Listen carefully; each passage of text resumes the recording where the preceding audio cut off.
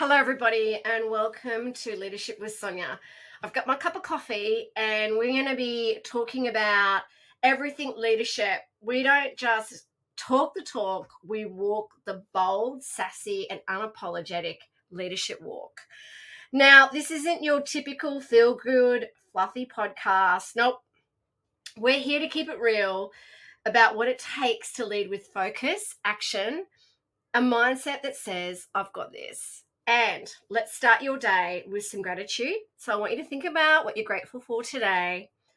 Kick those doubts to the curb with affirmations and pour your thoughts into some solid journaling. If you can do that today, I'd be really, really, really happy, because self-reflection isn't just for poetry, right? It's for power. So here we're all about learning, growing, and getting stuff done. So if you're ready to lead with your heart, mind, and a whole lot of grit, you're in the right place. So let's make it happen. So today I'm going to be talking about a topic very close to my heart. Leading like a woman, lead like a woman, challenging stereotypes in leadership. Okay, because I want to deep dive into what it means to lead with authenticity, courage, and compassion. And I'm Sonia. Here I am today talking about something that hits home for many of us: the unique challenges women face in leadership roles and how we can smash through those barriers to lead boldly. All right, let's face it. Women have been unrepresented in leadership for too long. I'm pausing there for a moment to think about that, because I'm really done with this. I would really love to see it change in my lifetime. I'm really hoping it does for your daughter, my daughter, all our children. Look, I'm seeing it shift, but I think we could be doing a lot better. So, okay, now, where am I up to? I think there's time. Look, these times are challenging and we're seeing a shift, but not just in numbers, but how women show up as leaders. So today, I really want to kind of talk about breaking the mold and leading like a woman in a world that sometimes doesn't expect it or accept it, right? So I really want to explore some of the challenges women face in leadership, how to break and challenge these stereotypes, the importance of gender equality, diversity, and inclusion. And also, I really would love anyone out there, if you would love to have a conversation with me about this, please reach out to the team at soniamcdonald.com.au. If you would love to talk to us about your experiences or how you've been there, done that, and crushed it, I'd love for you to reach out to us. So look, grab a coffee, grab a tea. I've got my coffee here. Let's get started. You know, I love my coffee. Leaders love their coffee. So welcome to our podcast today, which is all around lead like a woman, where we explore what it truly means, right, to lead with authenticity.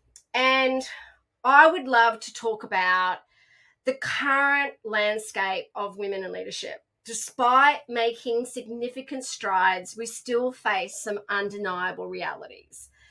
Now, what can we do about it? I mean, if we think about what's going on, unrepresentation, women remain unrepresented in top leadership positions across industries. According to research, women make up less than 30% of leadership roles globally, and even fewer hold executive or C-suite positions. Okay, that's one thing. The next thing is a pay gap. On top of that, we're still battling the gender pay gap. In many industries, women are paid less than men for doing the same work. What the? Really? This just blows my mind. It really does. I could share some stories around this. Even working as a consultant for 17 years in this space, and how I'm treated differently to other people that are men in the consulting space. Anyway, I'm out there being sassy and bold around I'm changing this. All right. So, which creates, right, a cycle of inequality and can undermine confidence in leadership roles as well. There's been plenty of times where I know I've been paid less than a male counterpart as a speaker, as a coach, as a consultant. And then I start to second guess myself. And then I start to get this imposter syndrome happening. And now I'm a lot more vocal about this, which, again, I wish I'd told my younger self to be. Anyway, I'm teaching everyone else to be like this, to be bold, okay, to stand up for what you're worth, self-worth. Okay, so underrepresentation, pay gap. Okay, another one is stereotypes and biases, right? Stereotypes often paint women as too emotional and too soft to lead. And this is why I'm championing kindness, because it's a superpower, like kindness, empathy, compassion. Where others, right, may perceive women who are too assertive or assert themselves being too aggressive or likable. This balancing act is one of the most frustrating challenges we face, being expected to lead without being too much. I love that I'm too much, right? I need a cup of coffee. Grab your coffee if you're feeling like, oh my gosh, there's a few challenges here. But we need to lead like a woman. I'm gonna talk to you about how we can overcome these. But here's what I want to stress. These challenges aren't indicators, right?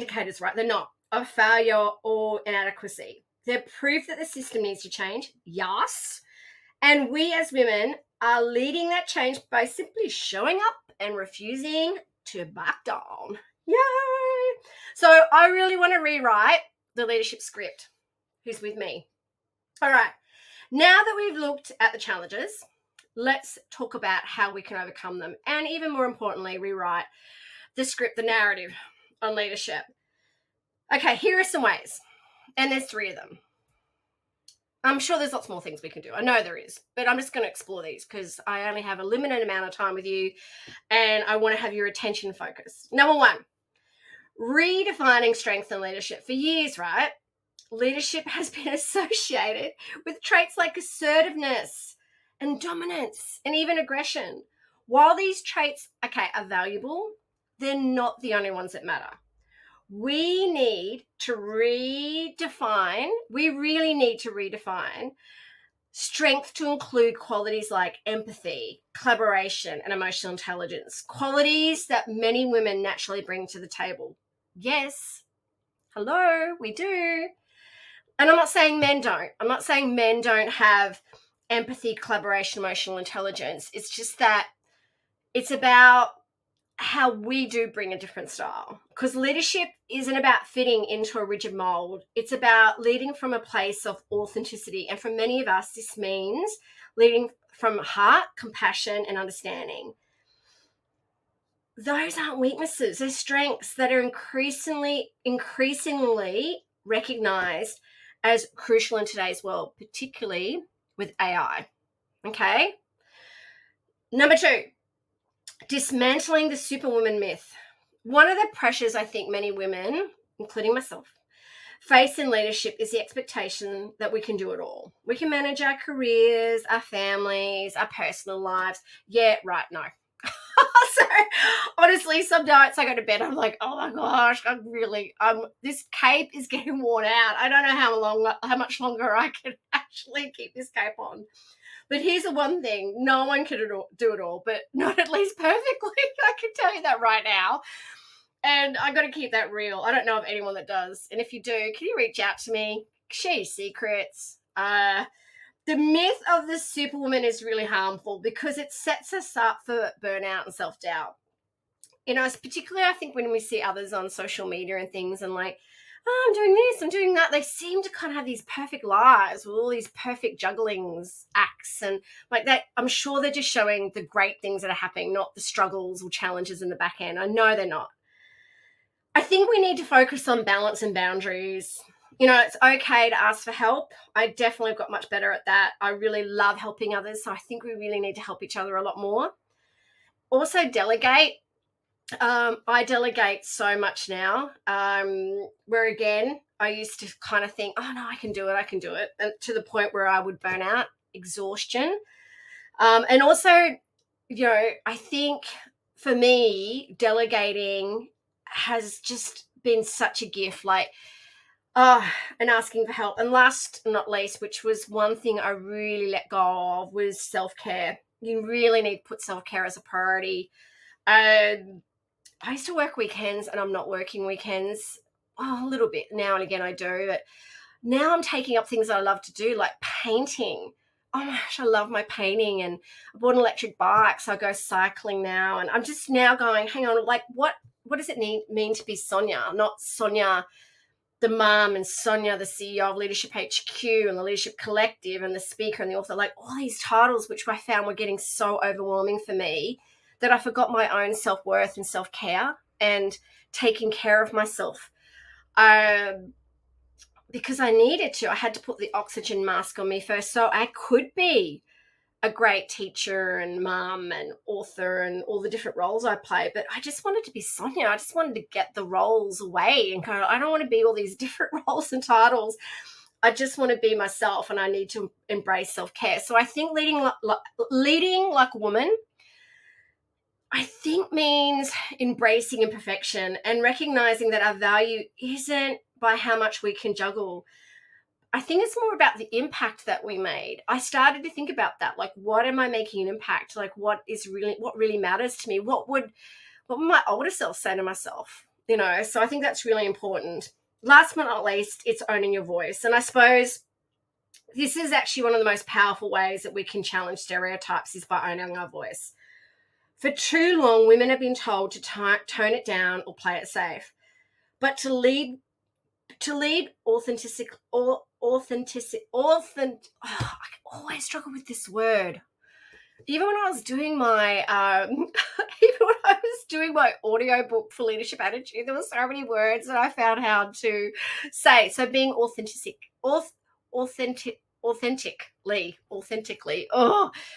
My biggest word when I was doing the audio book for Leadership Attitude was specifically, I had to actually pronounce that word so many times. It was kind of funny. Okay. We also need to be unapologetically ourselves. That means speaking up, taking up space, and also not shrinking in the face of discomfort. So I love it when I use my voice. I love it when I hear other women using their voice. I'm like, yeah. Oh, gosh. So I think confidence is the key here. It's not about being perfect or having all the answers. It's about showing up fully as yourself and trusting that your voice matters. Remember, leadership is about influencing others, and you can't do that if you're afraid to show up as your true self. So remember, it's about redefining strength and leadership, dismantling the superwoman myth, and owning your voice. Okay, I think they're really, really important points. Okay, so I want to talk a little bit about gender equality, diversity, inclusion, because this brings us to a larger conversation about it around when it comes to gender equality, diversity, inclusion, and leadership. I think they're not just buzzwords, even though a lot of people think they are. They're not. They're actually the foundation of thriving organizations and teams. The more diverse a leadership team is, and we know this, the more innovative, creative, successful the organization becomes. Like, there's so much research around that. And inclusion isn't just about getting more women into leadership roles. It's about creating spaces where all voices, regardless of race, gender, and background, are heard, valued, and respected. This is where we need to put pressure on organizations to really do better here. I think gender equality isn't optional, right? I think if we want to see true change, we actually need to demand it. And companies that prioritize like diversity, equality, and inclusion not only perform better, but they also create environments where everyone thrives. And this is where speaking up matters. I think that we can't afford to stay silent on issues of bias and also inequality. Every time we speak up, whether it's about pay discrepancies or representation or discriminatory practices, we chip away at the old systems that keep women from rising to their full potential. And we really need women to rise to their full potential. And we need to do that together. And I think it's not just to show up. I don't think it's not just up to women to push these changes. And every time I run women in leadership programs, which we love to do so much, it's about how do we get the males involved, how we get everyone involved, right? We need male allies and champions and crusaders, because I think they need to have a critical role too to play. And they do. They have a really critical role to play. And it's about standing up together and supporting each other and creating an environment where leadership is about ability, not gender. I think also some practical tips for leading like a woman. And where can you start? I think it is about challenging your inner critic. One of the biggest barriers I find that women face, and I find it all the time when I'm coaching them, and when I have the women in leadership programs that we truly love. Our Future Her program we're so excited about, right? Because I see a real difference when we work with men versus women. And it is one of the biggest barriers women face is their inner critic, that voice that tells us we're not good enough, smart enough, or experienced enough. It's so many we're not enoughs, right? It's time to silence that. We need to silence that voice. Self-compassion is so important here. And also reminding yourself that you deserve to be where you are. And you don't need permission to lead. I think that you've got to squash those ants, those automatic negative thoughts. I remember one of the reasons why I wrote Just Rocket, which was my second book, was because I wrote it for my daughter at the time, whose inner critic was just debilitating. But so many other people, mostly women, but I'm not saying just not women, not just women, it was also men as well, or any gender that I tended to work with, but I found women predominantly were not rocking it. They were not going out there being their best selves. So I think it's really important that we challenge that. We really embrace and love ourselves. Self-compassion is so important. I think networking with other women. So I think surrounding yourself with women who uplift you, inspire you are really important, like your tribe. Building connections with other women in leadership not only helps you grow, but also I think creates a ripple effect of empowerment. When one of us rises, I think we all rise, and that is critical. Be bold and take risks. So don't be afraid to take risks and step outside your comfort zone. I think this is why courage is really important to me when it comes to women. Again, why I wrote First Comes Courage, because courage, it's courageous. Like, it's even courageous to listen to me or watch this. I think that putting yourself out there and going, I really want to learn and grow, having that growth mindset, which is scary sometimes, I think we need you to get out of your comfort zone. Like, leadership requires boldness. Sometimes that means doing things that scare you, whether it's applying for a position, starting a business, or leading a tough conversation.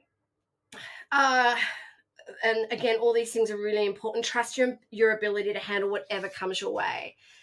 Last but not least, I think it's really important that you pay it forward. As you climb, and I want you to reach back and lift others. I want you to send the elevator back down. I want you to help others up the ladder. I think mentoring others, sponsoring others are powerful ways that we can help women rise. I think by supporting each other, we can create a network of strong, capable women leaders that are ready to challenge the status quo. Hence, I'll do anything to support another woman and bring them up and support them and guide them and empower them and celebrate them, be their cheerleader. I think that's really important. So I think some of those key steps are challenge your inner critic, network with other women, or network and generally with anyone, be bold and take risks, and pay it forward. So just some final thoughts around this, around leading like a woman. Let's lead. Like, I want you to see yourself as a leader. You know, I'm a big one around this, around it being a mindset and attitude. The journey of breaking leadership stereotypes isn't easy, right? However, it's the one thing we're more than capable of navigating, and it's about us. Leadership at its core isn't about fitting into someone else's box. It's about showing up as yourself. It's about leading in a way that feels authentic to you. I want you to remember, right? I want you to truly remember this. Okay? Being a woman in leadership is your strength, not your weakness. So lead with courage, lead with kindness, and more importantly, lead like a woman. That's it for today. I wish I could talk a lot longer, a lot more about this topic. And if you'd love to know more about anything to do with leadership, kindness, courage, empathy, neuroscience, being bold and sassy, anything, like, please reach out to the team at Leadership with Sonia. Go to our websites. There's lots of amazing free stuff. leadershiphq.com.au, soniamcdonald.com.au, theleadershipcollective.com.au, and subscribe. I want to say a massive thank you for joining me on this journey of redefining leadership. You know, if you have loved today's conversation, please share the episode. Please leave a review. Please reach out to our beautiful and amazing team, to myself, because we're all here to serve and help and lift you up and help you be the leader that you truly want to be. We want to bring out greatness in you. So until next time, right? Keep challenging the stereotypes, keep breaking barriers, and keep leading like a woman. And remember to stay kind and courageous. Thank you so much.